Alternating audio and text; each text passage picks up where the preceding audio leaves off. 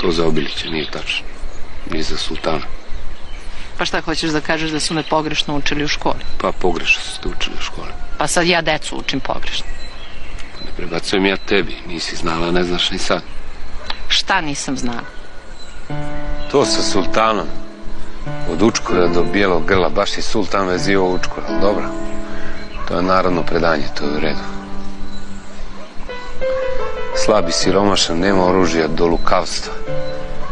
I samo u njega veruje. Zato je pesnik i smislio priču o prevari. I da se izrazi moderno atentatu na cara. Ali nije bilo tako. Nije bilo prelaska na osmansku stranu, nije bilo Obilićeve predaje, niti ubistva dok me ljubi odeću. Srbe su vodili oficiri koji su poznavali veštinu ratovanja. Pisali su, govorili grčki, služili se latinskim, mnogi i turskim jezikom. Pred bitku sa Osmanlijama izabran je grupisani juriš konjice. Na način kako to izveo Aleksandar Makedonski u bitkama kod Isa i Gaugamele. Konjica juriša na jednu tačku, tamo gde se vidi carev steg ili zastave njegove garde. I juriša se iz sve snage, bez straha od smrti i sa verom u pobedu. Zamisli, nekoliko hiljada tona živog mesa galopira u jednu tačku u protivničkom zidu. U bici koju spominješ, juriš je predvodio Miloš Obilić.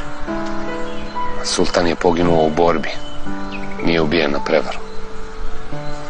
Obilić je bio vitez reda Zmaja. Red je osnovan u 13. a ne u 15. veku, kao što tvrdi Lenja i prepisivačka istorija. Svi Nemanjići su pripadali redu Zmaja, organizaciji za odbranu krsta. Ako nekad baciš pogled na grb Nemanjića, vidjet ćeš Zmaja koji se obavio oko štita sa belim orlovima. Zmaj je simbol božanskog jer predstavlja spoj zemlje i neba, zmiju i pticu. Još korak unazad, on je prikriveni oblik bele boginje, stvoriteljke svega. Sam učio, čitao. Nema oko toga posebnih nejasnoća. Učesnici bitke su bili obrazovani oficiri, čitali su karte, poznavali astronomiju, matematiku, filozofiju, strategiju.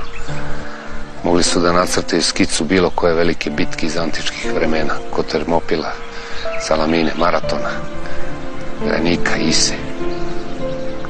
Isto je važilo i za oficire na osmanlijskoj strani. Pa dobro, što ona se lako uče u školi? Ne znam.